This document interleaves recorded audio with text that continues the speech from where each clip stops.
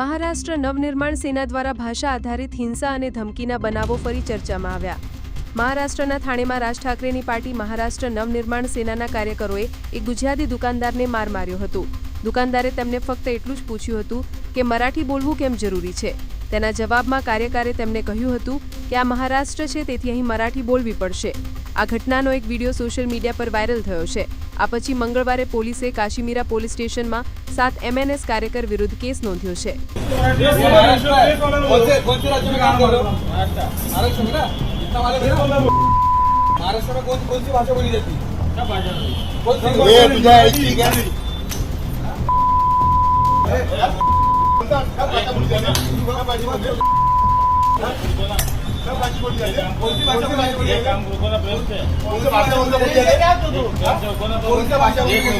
कोणत्या भाषा